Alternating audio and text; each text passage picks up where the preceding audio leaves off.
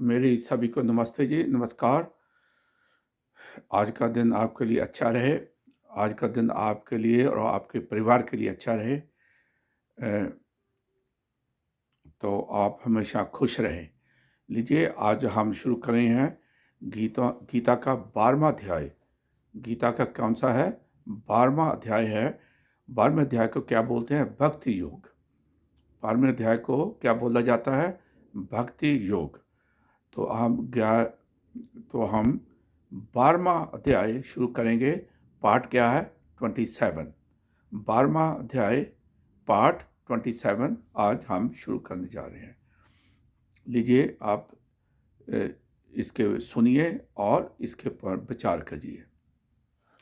इस प्रकार भगवान के वचनों को सुनकर अर्जुन बोले, हे मनोमोहन, हे मनमोहन, जो अन्य प्रेमी भक्तिजन इस पूर्वोक्त प्रकार से निरंतर आपके भजन ध्यान में लगे हुए आप सगुण रूप परमेश्वर को अति श्रेष्ठ भाव से उपासते हैं और जो अविनाशी सच्चिदानंदन निराकार को ही उपासते हैं, उन दोनों प्रकार के भक्तों में अति उत्तम योग वेत्ता कौन है?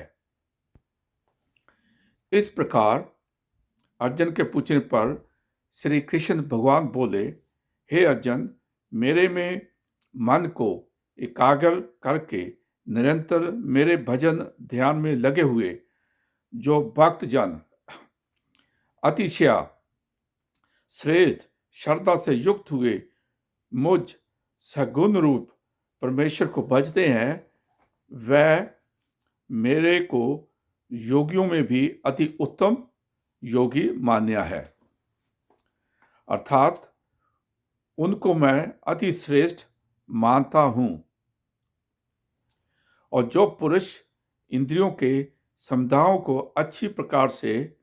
अच्छी प्रकार बस में करके मन बुद्धि से परे सर्वव्यापी अर्थनी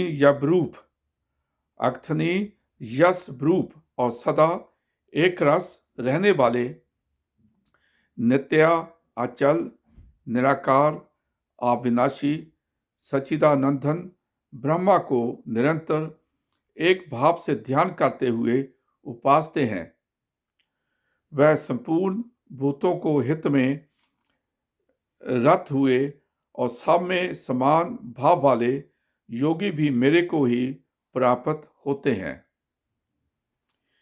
किंतु उन सच्चिदानंदन निराकार ब्रह्मा में आसक्त हुए चित्त वाले पुरुषों के साधन में क्लेश अर्थात परिश्रम विशेष है, क्योंकि देवानी मनियों से अव्यक्त विषयक गति दुखपूर्वक प्राप्त की जाती है। अर्थात जब तक शरीर में अभिमान रहता है, तब तक शुद्ध सच्चिदानंदन निराकार ब्रह्मा में स्थित होनी कठिन है। और जो मेरे प्रायण हुए भक्तजन संपूर्ण कर्मों को मेरे में अर्पण करके मुझ सगुण रूप परमेश्वर को ही तैल धार के सदृश अन्य ध्यान योग से निरंतर चिंतन करते हुए भजते हैं, हे अर्जुन, जो मेरे में चित्त को लगाने वाले प्रेमी भक्तों का मैं शीघ्र हूं। मूर्त्यारूप संसार समुद्र से उद्धार करने वाला होता हूं।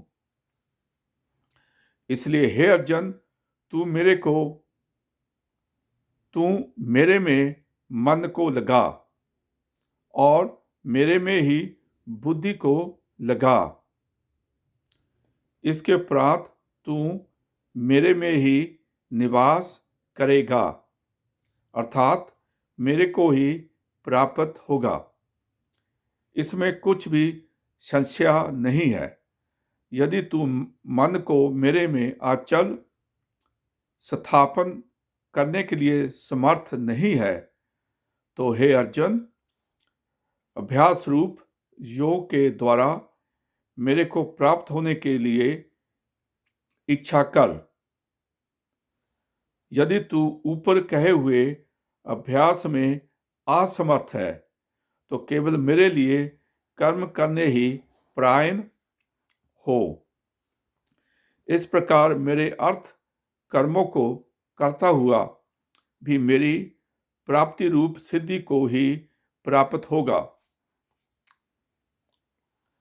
और यदि इसको भी करने के लिए असमर्थ है, तो जीते हुए मन वाला और मेरी प्राप्ति रूप योग के शन हुआ सब कर्मों के फल का मेरे लिए त्याग कर। क्योंकि मर्म को ना जानकर किए हुए अभ्यास से परोक्ष ज्ञान श्रेष्ठ है, और परोक्ष ज्ञान से मुझ परमेश्वर के स्वरूप ध्यान श्रेष्ठ है, तथा ध्यान से भी सब कर्मों को फल का मेरे लिए त्याग करना श्रेष्ठ है, और त्याग से तत्काल ही परम शांति होती है।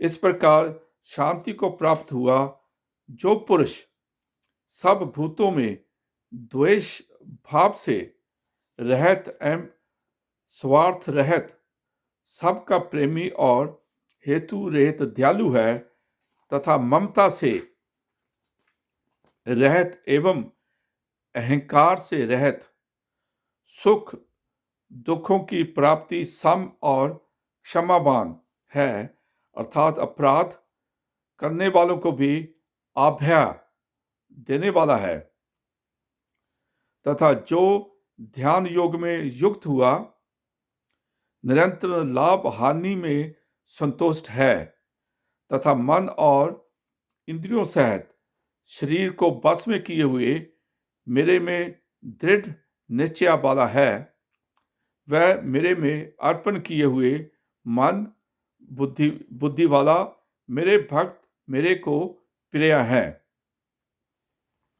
जिसे कोई भी जीव उद्वेग प्राप्त नहीं होता है, और जो स्वयं भी किसी जीव से उद्वेग को प्राप्त नहीं होता है, तथा जो हर्ष आमर्ष भय और उद्गादी में से रहित है, वह भक्त मेरे को प्रिय है। जो पुरुष आकांक्षा से रहित तथा बाहर भीतर से शुद्ध और चतुर है, अर्थात जिस काम के लिए आया था उसको पूरा कर चुका है, एवं पक्षपात से रहित और दुखों से छुटा हुआ है, वह सर्व आरंभों का त्यागी, अर्थात मन वाणी शरीर द्वारा प्रारब्ध से होने वाले संपूर्ण स्वाभाविक कर्मों में कर्तापन के अभिमान त्यागी मेरा भक्त मेरे को प्रिय है। जो ना कभी हर्षित होता है, ना द्वेष करता है, ना सोच करता है, ना कामना करता है, तथा जो शुभ और अशुभ संपूर्ण कर्मों के फल का त्यागी है, वह भक्ति योग पुरुष मेरे लिए प्रिय है। जो पुरुष शत्रु मित्र में और मान अपमान में सम है, तथा सर्दी गर्मी और सुख दुखादिक द्वंद्वों में सम है, वह सब संसार में आसक्ति रहित है, तथा जो निंदा स्तुति को समान समझने वाला और मननशील है, अर्थात ईश्वर के स्वरूप का निरंतर मनन करने वाला है, एवं किस प्रकार से जिस किस प्रकार से भी शरीर का निर्भय होने में सदा ही संतुष्ट है और रहने के स्थान में ममता से रहित है, वह स्थिर बुद्धि वाला भक्तिमान पुरुष मेरे को प्रिय है। ये आप गीता का 12वां अध्याय सुन रहे थे। ये गीता का 12वां अध्याय पार्ट 27 है। इसके ऊपर आप विचार करना। फिर आगे हम चलेंगे। देखिए क्या श्री भगवान जी क्या कहते हैं। आज का दिन आपने सुना, आपका बहुत बहुत शुक्रिया, धन्यवाद। आज का दिन आपके लिए और परिवार के लिए अच्छा रहे।